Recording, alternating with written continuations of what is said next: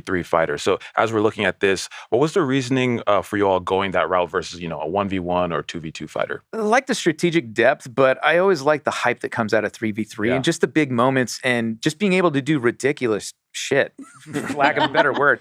Like, you get to combine all these different characters into a kit, and they each have different moves and different alts and just different things that you can combine. So the types of strategy that you can get out of mixing and matching different characters, it's just awesome. And it just gives you like this sandbox to just do whatever in combat.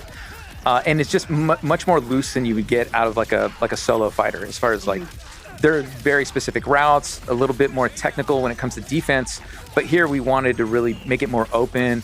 And it is still driven by offense, and you have unique defensive options to where you're not watching the slideshow. You can still actively participate, but it's really, again, about hype and just creating order out of chaos in a way. I love that. It's going to be so exciting to see like the team comps that people come up with when they actually get into the game. And like, to your point of like, whether you pick someone who can like throw projectiles or whether you pick like a heavy striker and stuff like that, it's going to be really cool to see how they combine the players in the game to make their ultimate team, essentially. One thing I wanted to just jump right back on, because we talked about, yes, we are making a tournament grade game for sure, but we wanted to have accessibility for people. Like, this could be your first fighting game, and I'd love for it to be your first fighting game.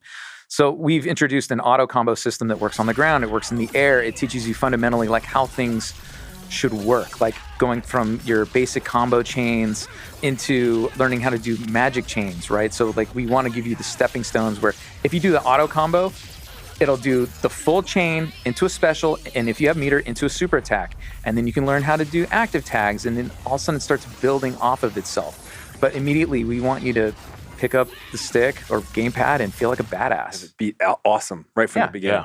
To me, it's an art form. It's an absolute art form. All right.